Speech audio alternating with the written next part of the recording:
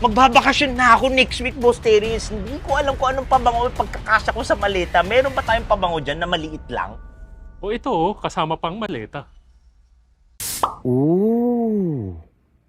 What is up, mga may hilig sa pabango? This is your boy, Armin, and this is my co-host. Auditor and Welcome back again dito sa Amoy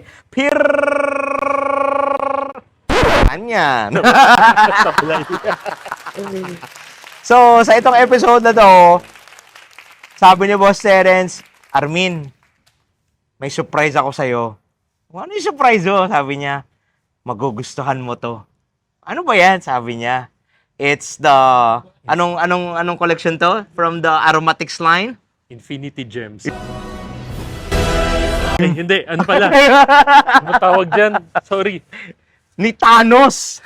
Summer vibes. Summer vibes ng Aromatics Aromatics. French Avenue. Yes. We're going to give you guys our first impression about this scent. Actually, naamoy na namin siya. And we will just run through each of this scent. And yeah, I'm so excited to share you my thoughts about this scent kasi sobrang tuwang-tuwa ako sa itong release ni Aromatics. Shout out to you, Mr. Nib. I will ask Boss Terence, what made you decide to buy this fragrance, especially itong line ni Okay. French Avenue? Sige. Guys, para hindi na kayo mag-comment sa baba, Yeah. around 4K something siya. Yeah. Kung sinuwerte kayo may voucher, baka mas mababa ng konti. Pero, if you're like me, kung natatandaan nyo, nung nilabas ni Nib yung mga to, halos sabay-sabay yan eh. Yeah. It was kind of overwhelming eh. Alam mo yun, parang hindi naman tayo lahat. I mean, lahat tayo gustong subukan, Yeah. pero panay 100 ml yun eh. Mahal eh. Magkano yung isang 100 ml? Mga Mga 3K plus? 3K, mas kung may Oo. voucher, 2K plus. Yeah. So sabihin natin kung 2.5. Oh, pag lima yan, bibilin mo, lalampas 10K ka. Oo. Sa 100 ml ah. So, we're so happy na lumabas tong summer collection nila. It's actually 30 ml per bottle. Each, yeah. Pero sa buong box, you Yeah. already get itong 5. And guys, tignan nyo naman, hindi tinipid kahit yung bote. Yun nga eh. Imagine mo, hindi sila basta-basta makakapag-release ng ganyan. Even other brands, it's really hard to make yung hulma ng bote ng ganto, each of it. Saka, mag-iisip ka pa ba? I mean, for those who can relate sa Yeah. mga marami ng pabango, Oo. it comes as a good proposition kasi, guys, alam niyo yan, pag marami na kayong collection, normally kung bibili kayong bagong pabango, pag napagtripan nyo, siguro suotin nyo. Pero there will come a time na matutulog at matutulog na lang rin yan sa cabinet nyo eh. Yes, and at the other point is, bakit 5 pabango nasa isang collection? Para at least, it's like, maganda rin yung pinag-isipan ni Nib at ni French Avenue collaboration eh, na at least may anong tawag nun, may rotation May ka. variety ka. May variety ka. Hindi yung magsasawa ka sa isang Yes. amoy. Mapapagpipilian mo on a different occasion. Actually, na-excite ako kasi, lalo na ngayon, summer, Yeah. summer trip, Yes. may up and coming beach trip ako eh. Ako din naman, may magbabakasyon ako I'm next sure week eh. you can relate. Oo. Laging pag nag-i-empake ka, tititigan mo yung cabinet mo. Oo. Iisipin mo talaga anong dadalhin mo eh, di ba? Malilito ka talaga Or eh. magdidikant ka pa ng maliit Oo. para lang sa mga yung pwede mong ipasok sa hand carry. Yes. Or ano. Eh guys, ito Sobrang sulit. araw-araw oh. Day 1, day 2, day 3, day 4, day 5, di ba? Sulit ng bakasyon mo. It's perfect. So, buti na lang naisip nila Aromatics na gumawa ng ganito. I'm so happy. Hindi ako nag-isip nung nakita ko siya, Yeah. binili ko kaagad. I'm so happy din na we're going to share our thoughts about this one. Okay, Sa itong game. set. Umpisahan na natin to, boss. Sige. Sobrang excited Fast ako eh. rundown lang. Okay. Magnetic. Magnetic. Magnetic. Anong amoy para sa'yo? Actually, ang magnetic for me, this is a good dupe of YSL Myself La Absolute. Plus, may pagka-Pradalom-ish siya and may pagka-reflection ng amuad siya. So, it's very clean, irisy, amoy powdery, amoy shaving foam, little bit, parang more on laundry sheets yung datingan niya. It's good for summer day talaga. Yung tipong talagang you need to dress up, kahit casual lang or semi-formal, formal setting. It's a very posh gentleman for Guys, you. may full review na kami nito. You can check it nyo out. na lang. So, hindi na kami magdodol dyan masyado. Yeah. Ha? Okay. Let's go on to the next one, Boss Terence. Tease Me. This is, oh my God, Okay. Tease Me. Tease Me. Grabe itong Tease Me na to.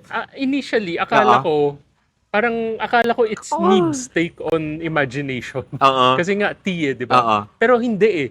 Actually, very tea forward siya eh. Yes. But, as parang agreed upon sa amin ni Armin, hindi siya yung parang Asian type na tea. Oh. Parang very Middle Eastern yung atake niya sa tsaa eh. Sobra. Parang it's very aromatic, it's spicy. Oo. Saka paano ba? Parang sabi ko nga kay Armin, it reminds me of yung mga Moroccan tea. Oh, Parang very ganun. Middle Eastern talaga. For me, Boss Terence, if tatanungin mo ako, for me, it reminds me of my high school days. My high school days na when I was drinking tea with my dad. Ito yung tipong tea na may pagka-smoky facets. Yung tipong hindi yung nilalagay lang sa Lipton tea na tsaa. Ito yung mamahalin na tsaa na maaamoy mo na kailangan mo talagang may proseso na paano mo siya dapat itimpla. And also, very present dito yung pagka-olebanum niya to give that parang Middle Eastern-ish vibe. And it has that parang remind me a little bit of parang Hawas Verde konti sa background na may pagka-imagination konti. For me, grabe itong pabango na to. This is, woo! Sobrang Parang sa solid. akin, very niche yung amoy nito. Hindi siya designer-ish. Oo. It could be on an expensive bottle. Oo. Initial spray ko niyan, medyo parang hindi siya love at first sniff eh. Pero nung tumagal, nung nag-dry down niya, doon ko siya na-appreciate eh. And you're going to, mas lalo mo pang mag-gravitate ka na sabi mo, oh my And God, it iba gives talaga. hindi youthful yung vibes niya eh. Parang mature na, parang Yes. sophisticated person eh. Sobra. Para sa, Open yung butones ng polo, ganun yung atake niya talaga. Very mature. kumbaga, it takes, parang it takes confidence and parang, dapat wala kang insecurity pag sinusuot mo to. Oo. Parang, if that makes sense parang Yes. yun yung dating sa akin. So, we suggest, it takes, I think, hindi basta-basta makaka-appreciate ng tao nito, but I think since may pagka-pleasing aspect siya, / niche na datingan, I think you're going to enjoy this one. Now, let's go on to the next one, Boss Terence. Okay. This is the forbidden fruit. Oo. Okay. Grabe tong forbidden Straightforward. fruit na to. Kami ni Armin, yung hindi na namin iisa-isahin yung fruits dyan, no? Yeah. Masa-search nyo na yan online kung ano yung mga notes niya. Pero first impressions namin ni Armin, it reminded us of nung childhood namin, parang kung familiar kayo, ayaw namin banggitin, mapaghalataan yung edad eh. Oo. Pero fine, alam niyo yung Fox na candies. Parang yun Naalala yung ko yun. naalala namin eh.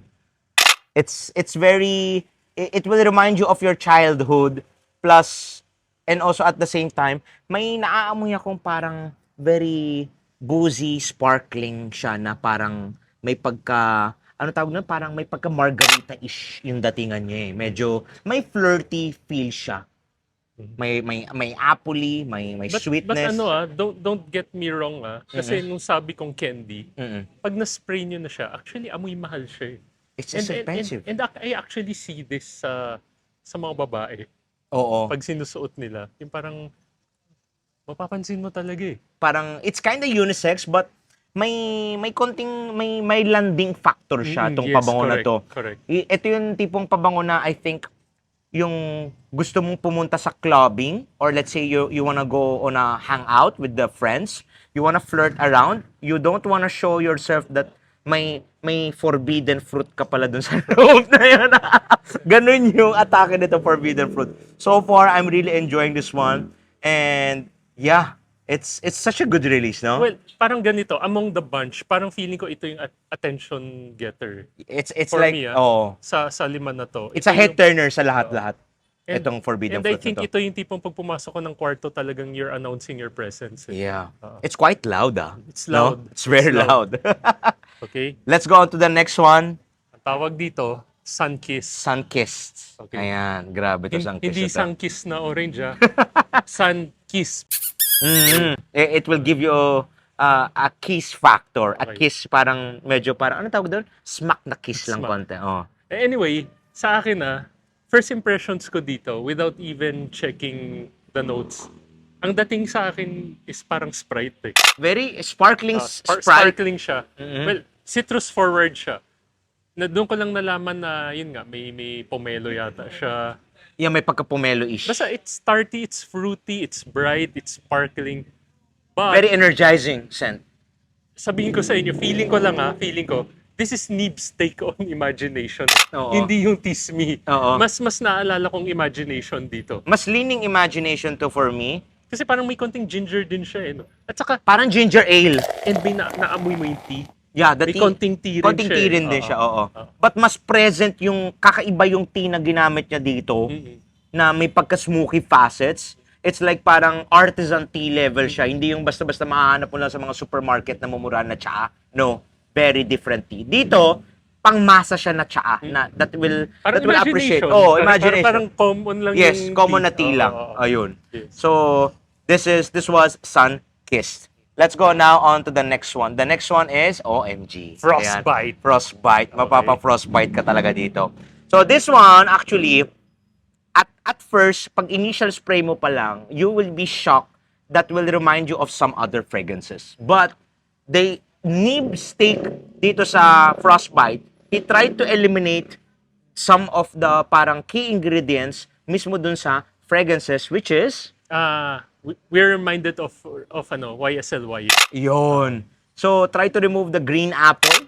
Try to remove the other aspects niya, yung pagka-gingery facets niya. But dito, maaamoy mo, the dominant note here is the Blueberry and mango. ayun, which is grabe, sobrang unique ng take Kumbaga, ng think of blueberry. YSLY, pero instead na green apple forward siya, Yeah. mango and Ang sarap blackberry yung parang fruit niya. Oo. Pero the lavender is there eh. Yeah, it's just at the background lang naman. Pero yung mangga niya yung mangga niya, hindi ko alam if you agree with me.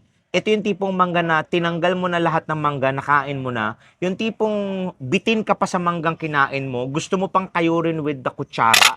Yung tipong last kayod na dun sa mangga, dun sa on the top of the skin, kakayurin. Yun yung maaamoy mong mangga dito sa Frostbite na to. Pero guys, mangga kami ng mangga, baka isipin nyo parang vulcan. Hindi siya fuel vulcan or- puno. No. Or God of Fire. Hindi. Oo. Hindi.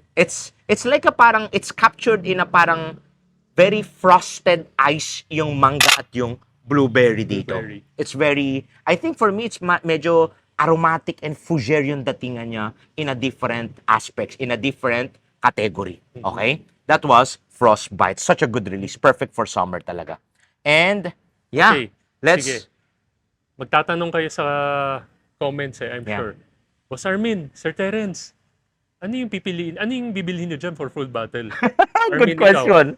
Naamoy mo yung 5. Oo. Given the chance, pag naubos yung bote, ano Okay. yung full battle mo dyan? For me, actually, I'm going to add to my wish list. Pag-iipunan ko to, I'm going to add to my wish list, Tease Me. It reminds me of my high school days that I drink tea with my friends, with my dad. Tease Me is such a memorable, talagang nagfa-flashback ako anytime na yung inamoy ko to, sabi ko, I need to get this one on my collection, added to my collection. And the second bottle that will be added to my collection is Forbidden Fruit. Such a banger, such a unique scent. Hindi ka basta-basta makakaamoy ng ganitong klaseng pabango in the niche territory. It will cost you like 10,000 or 12,000 pesos, but for the fraction of the price, Nib and French Avenue giving us this opportunity to grab that opportunity and get yourself a bottle. Such a unique freshy fragrance. Forbidden Fruit, for me, pag-iipunan ko talaga yan. And ikaw naman, Boss Okay. Terence. For me, dalawa lang eh. Guys, ganito kasi ito, meron na kaming full battle nito. Yes. So, na-itsipwera na yan. Oo. Ano yung Ako matadagdag personally, sa... Oo. My first choice is Sunkissed. Oh. Why? Alam niyo naman si Terence, imagination boy eh, diba? So for me, my take is this is the most versatile sa lahat. Okay. Daytime, lahat naman sila summer fragrance. Yes. Pero ito yung pinakamadaling suotin.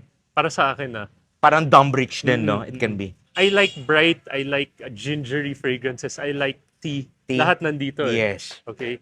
Now, ang special mention ko ito. Oh. Hindi ko akalain na nagustuhan ko to. Kasi, I'm also a sucker for the YSLY DNA. Oo.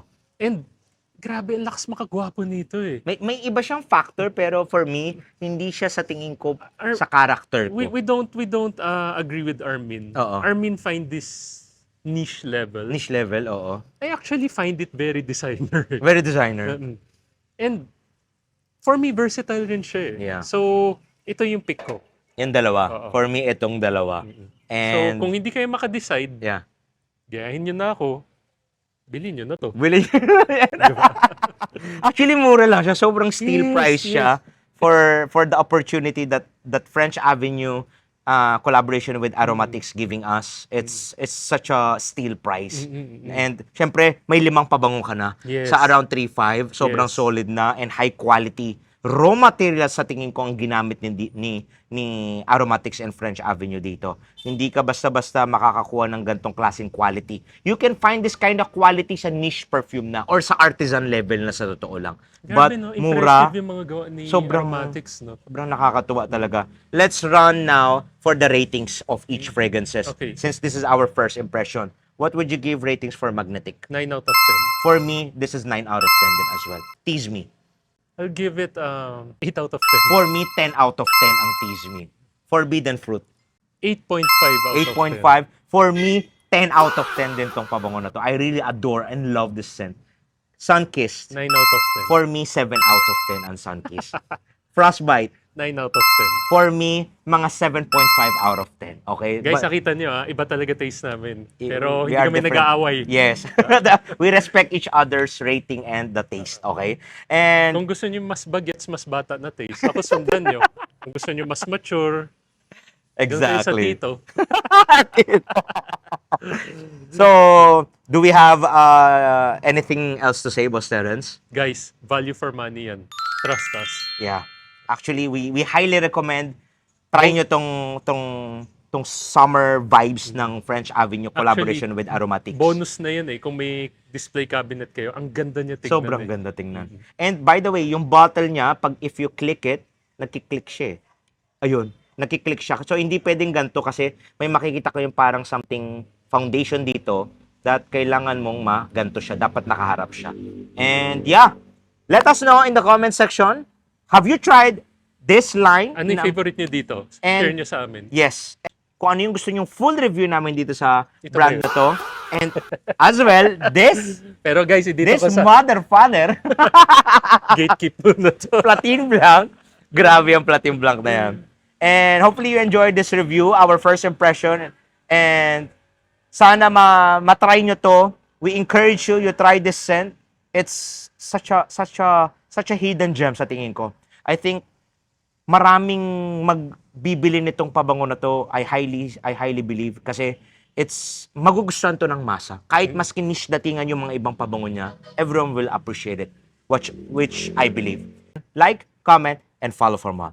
Love you all, Fragrance family. Bye-bye.